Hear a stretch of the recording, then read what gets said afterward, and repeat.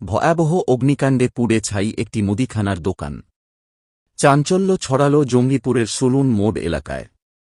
মুর্শিদাবাদের রঘুনাথগঞ্জ থানার অন্তর্গত জঙ্গিপুর পৌরসভার ৩ নম্বর ওয়ার্ডের সুলুন মোড় সংলগ্ন এলাকায় বুধবার সন্ধ্যায় ঘটে যায় এই মর্মান্তিক ঘটনা। স্থানীয় সূত্রে জানা গিয়েছে, বাসিন্দা শহীদুল আনসারী নিজের বাড়িতেই একটি ছোট মুদিখানার দোকান চালাতেন। সংসার চালানোর তাগিদে দোকানের পাশেই তেলে ভাজা বিক্রি করতেন তিনি। প্রতিদিনের মতো বুধবার সন্ধ্যায় তেলে ভাজা বিক্রি করার সময় হঠাৎ গ্যাস সিলিন্ডার থেকে আগুন বেরোতে শুরু করে। মুহূর্তের মধ্যেই আগুন ছড়িয়ে পড়ে গোটা দোকান জুড়ে। এই অগ্নিকাণ্ডে দোকানে থাকা সমস্ত মুদি সামগ্রী, তেলে ভাজার সরঞ্জাম সহ যাবতীয় জিনিসপত্র পুড়ে ছাই হয়ে যায়। স্থানীয়দের দ্রুত তৎপরতায় বড় দুর্ঘটনা এড়ানো সম্ভব হলেও দোকানটি সম্পূর্ণভাবে ক্ষতিগ্রস্ত হয়েছে। এলাকাবাসীদের দাবি, কয়েকদিন আগেই শহীদুল আনসারীর ব্রেন স্ট্রোক হয়।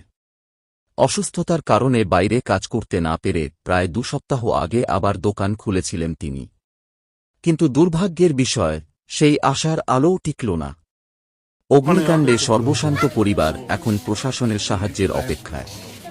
আগুনটা কটার সময় লেগেছিল? সময় 4:30টায়।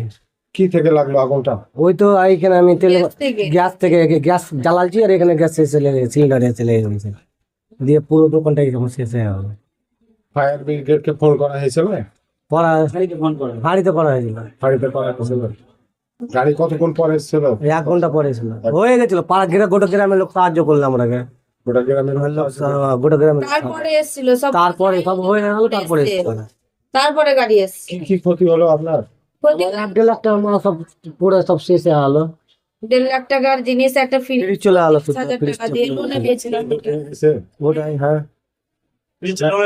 এটা কিসের দোকান ছিল আপনার? মুদিখানা দোকান ছিল। মুদি ছিল। মুদিখানা ঝালমুড়ি। ওই তো ঝালমুড়ি করতাম, তাই জন্য অল্প করে করি, সংসারটা চলে বলে।